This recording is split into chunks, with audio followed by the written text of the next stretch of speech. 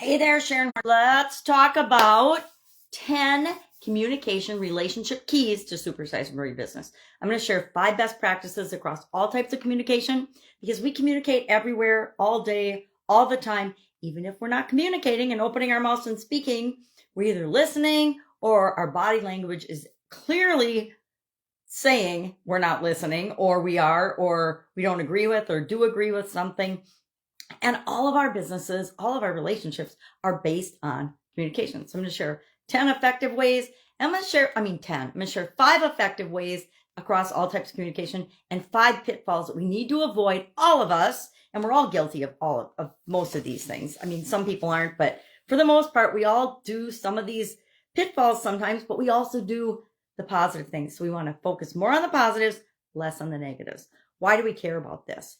I spent all last month focusing on the topics of communication and shared a lot of different communication areas in detail with respect to business as well as our personal lives. And this month we're focusing on relationships. Well, guess what? Communications are a huge impactor of our relationships and how they go and how they make us feel. So we want to make sure that we're doing the best we can. 2 areas that I really emphasize before I get into the listing or the list of the positive and negatives are the impact that feedback and how we give feedback shows up and works in our business, as well as expectations and expectation sharing. I learned early in my corporate career and early in owning my businesses and operating them that you have got to clearly communicate your expectations. People are not mind readers. This happens in our personal relationships too, right? Have you ever expected your significant other to read your mind and just know what you're thinking and feeling about something? Doesn't work, does it? I tell my kids and my grandkids that often. Hey, you got to tell grandma what you want because I am not a mind reader. Never have been. Wish I could be sometimes, but then no, it'd be way too much. So the way we give feedback and the way we receive feedback, the way we share expectations and the way we receive expectations is incredibly important to the success of our business relationships, to the successes of our businesses at all. So those are 2 areas that I invite you to pay close attention to. And if you don't have a process and a system for doing those activities, I highly recommend that you create one for your business so that you can build into your culture a constant stream of feedback that is given in the way and presented to help the person that you're giving it to in a positive way, not to criticize. And that expectation sharing is just something that happens all the time in your business. I found that those have been very powerful practices in my businesses over the years. So what are these best practices in communication with respect to our relationships? Of course, number 1 is active listening. Are you actually present, paying attention, and listening to the thing that the person is telling you?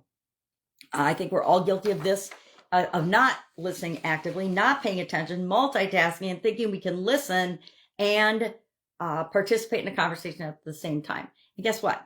You're not fooling anybody. I know that when I'm working on posting my videos in the morning and my granddaughters are talking to me, I am not active listening. Not okay, right? So sometimes I'll pause what I'm doing, whether it's at work or at home, and I will just stop, take a deep breath, and it's only going to take, if I actively listen, the communication will go a lot faster than if I try to multitask or do something. Plus, the person knows I'm not listening, and that's not fair to them.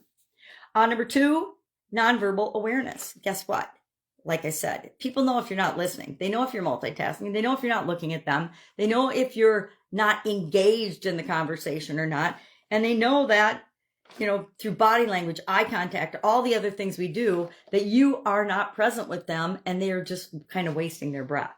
3rd is empathy. Are you putting yourself and really trying to understand what the person is communicating to you and where they're coming from and their intent in communicating with you in the first place? What is it that they need or want? And how can you help them?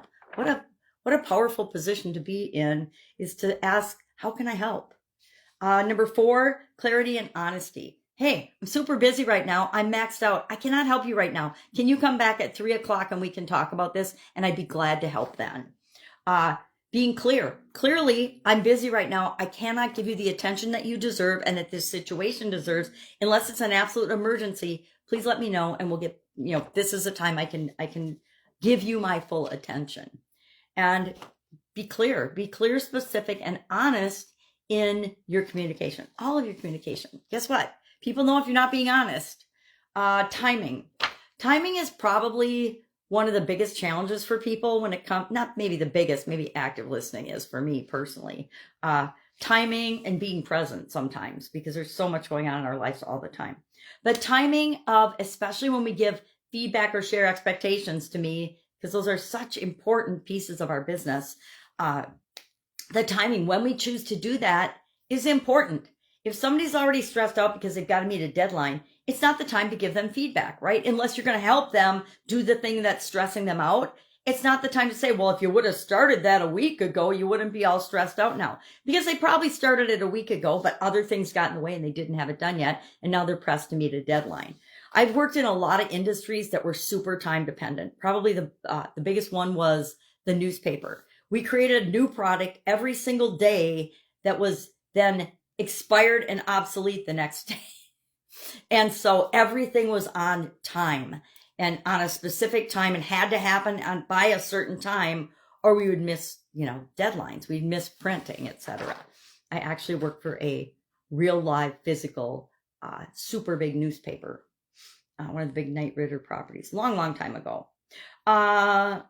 So that's our 5 best practices: active listening, nonverbal communication, empathy, clarity and honesty, and timing. So check yourself today. Are you doing those things? And give yourself a score at A, B, C, D, E, F, A, B, C, D, F, if you want to go grade school, or on a scale of 1 to 10, most of your communication, or just pay attention to your communication today and check in and see, oh, wow, I wasn't active listening at all. I have no idea what that person just said to me. Now I have to embarrass myself by asking them to please repeat it because I wasn't paying attention.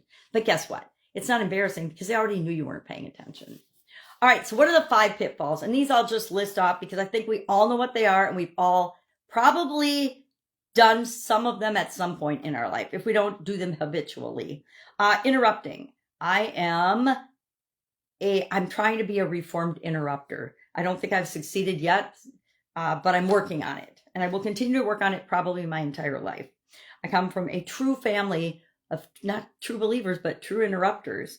Stonewalling. Stonewalling is when you just withdraw from the conversation. You don't even participate. You choose not to participate, or you just leave the conversation altogether. This happens a lot in written communication. You'll be having a communication with somebody, say via text or email, and all of a sudden they ghost you and they just don't ever get back to you. Now, there's probably a reason, right? And we want to investigate and find that reason. But there are people that just stonewall other people because they think it makes them more powerful. I don't usually participate with them very much. Criticism.